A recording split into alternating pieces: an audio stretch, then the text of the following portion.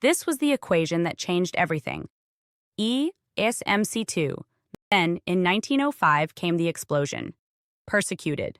From crank to Jewish science. In a single year, known now as his Annus Mirabilis, miracle year, Einstein published 4 papers in the Annalen der Physik that shook the foundations of physics.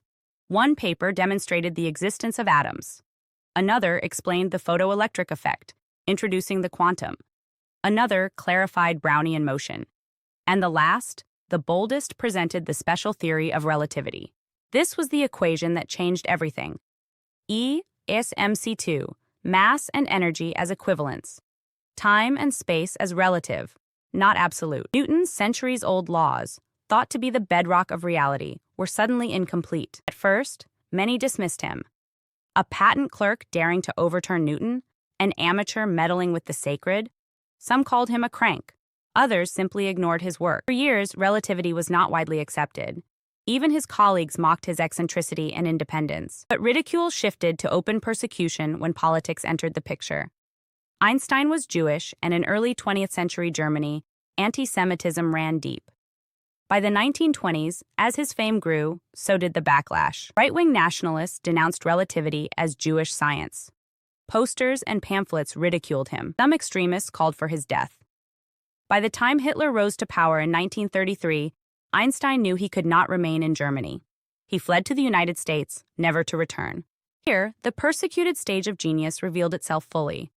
His ideas were not only mocked as implausible, they became weaponized against him as proof of his supposed racial or cultural inferiority. Genius was reframed as threat. Isolated. The exile in Princeton Einstein found refuge at Princeton University in the United States, where he remained for the rest of his life. Here, he became a kind of intellectual monument revered, photographed, quoted endlessly. His shock of hair, his pipe, his absent-minded demeanor became shorthand for brilliance itself. But isolation still marked him. For while the world adored the image of Einstein, the physicist himself grew increasingly estranged from his own field. In Princeton, Einstein became an exile twice over, an exile from his homeland and an exile from the direction of his own science.